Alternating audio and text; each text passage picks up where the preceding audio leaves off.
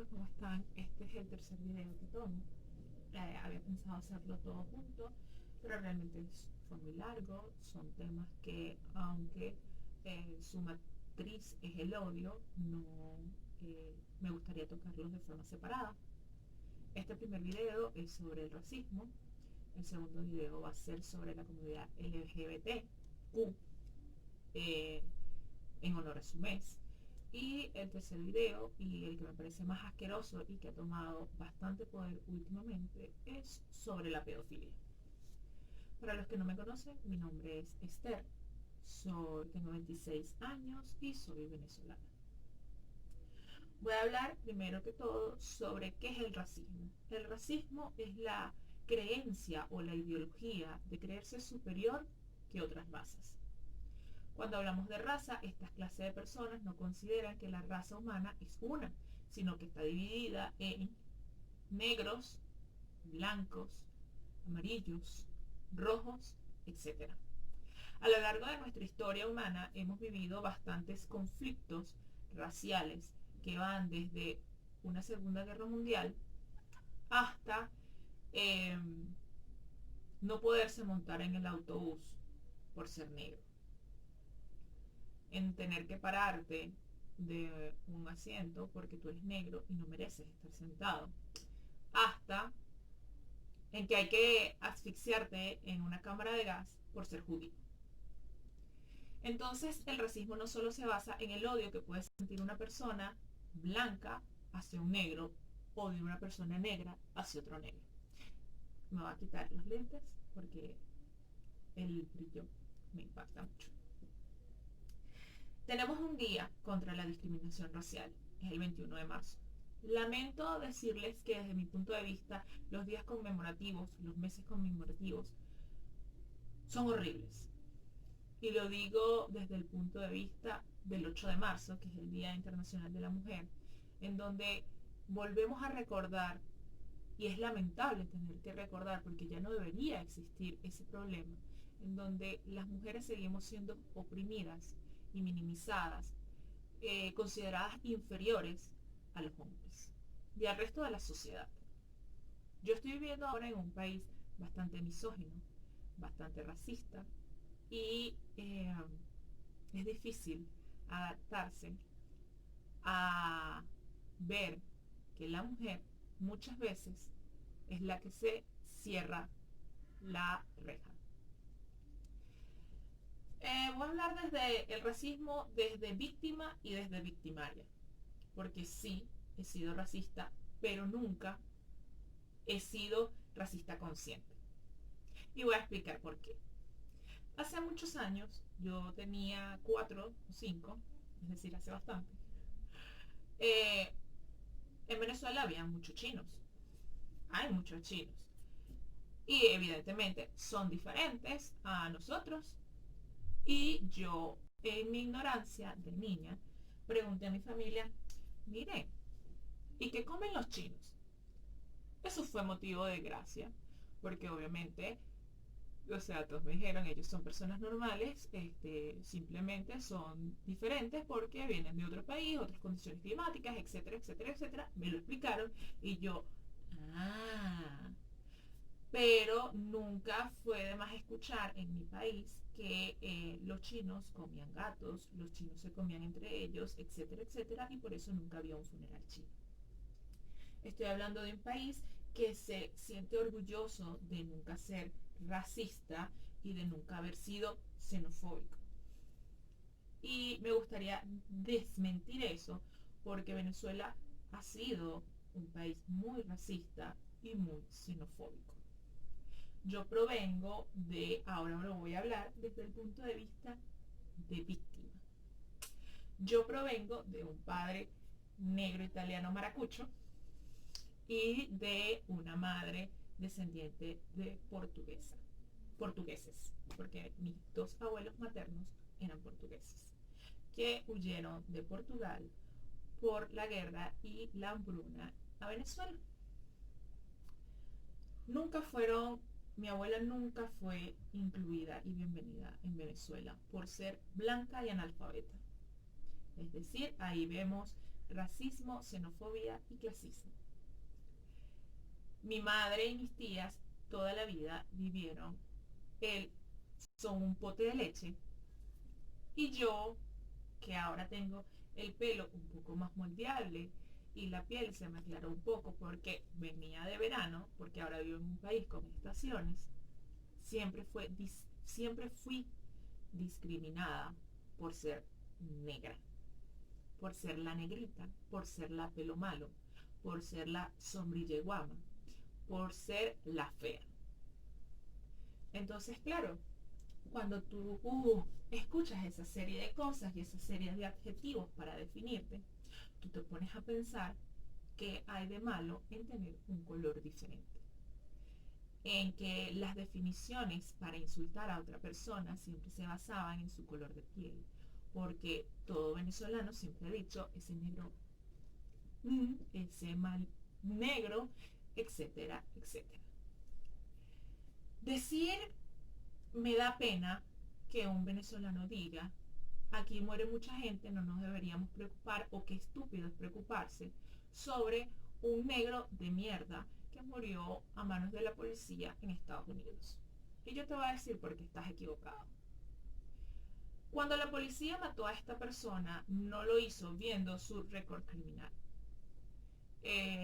Lo mató por negro y porque le dio la gana. Porque creerse con el poder a veces te hace creer que tienes la capacidad de pasar por encima de quien sea. Yo no sé si George Floyd fue una persona espectacular y realmente tampoco me importa. Si él merecía un castigo, lo merecía a manos de la justicia real, no a manos de una rodilla en su cuello que lo asfixió hasta morir.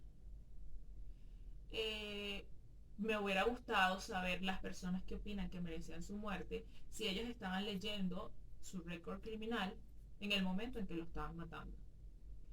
Estamos hablando de una lucha que lleva años, siglos, señores, porque hay que leer historia, en donde los negros han sido tratados como esclavos, en donde los negros no podían ir a una universidad y a colegios públicos porque no merecían educación, en donde no podías beber agua en el mismo lugar que lo bebían los blancos.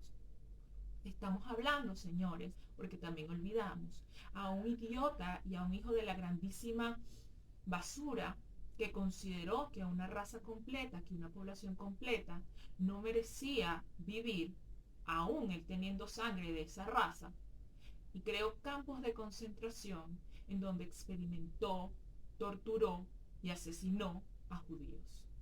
Y no solo a judíos, a todo lo que él consideraba diferente y que no merecía vivir. Estamos hablando que Japón, cuando invadió China, ponía carteles en restaurantes y en lugares en donde ponían no se aceptan perros ni chinos. Estamos hablando de la discriminación que sucede contra pueblos indígenas que son nuestros orígenes, porque toda América proviene de allí, en donde decimos como insulto, pareces un indio o eres más bruto que un indio. Hasta ahí, hasta ese punto va el racismo, en donde pensamos que es indefenso, pero realmente no lo es. Entonces, es como el dicho, me gustaría decirlo, que siempre hacemos así, y cuando estamos señalando el defecto o juzgando algo, realmente nos estamos señalando 3 veces a nosotros mismos. Porque si leemos historia o biología, podemos darnos cuenta que todo ser vivo tiene genes negros porque provenimos de África. Porque toda persona que haya nacido en Latinoamérica tiene genes indígenas, que son poblaciones, no son razas, son poblaciones que lamentándolo mucho han sido abolidas, discriminadas y nadie habla por ellas. Tal vez, y estoy muy segura que mi voz no va a cambiar el mundo, pero me gustaría saber que el mundo tiene a una ignorante y a una idiota menos. Porque seguir defendiendo movimientos racistas, xenofóbicos como estos es patético.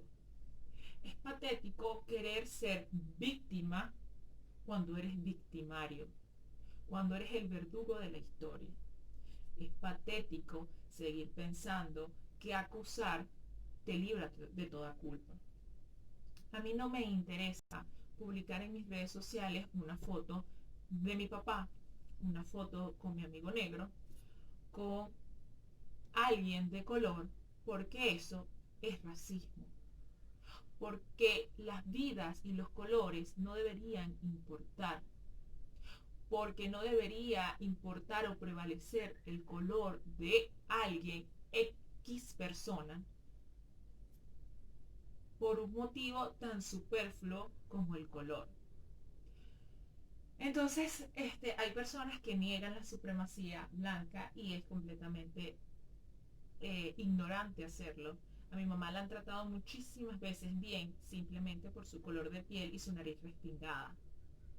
Entonces, no nos engañemos y no tratemos de decir que no hay favoritismo racial en donde no solo se hace la discriminación hacia los negros, se hace hacia todo lo que sea diferente. Las sociedades y las poblaciones indígenas cada vez están más en deterioro, olvidados por la población. Cada vez se destruyen más centros forestales donde ellos viven. Cada vez más vemos asesinatos a personas negras sin motivos y sin ningún tipo de justificación ni tampoco justicia post-mortem, porque el problema no es que los lastiman, el problema es que los asesinan.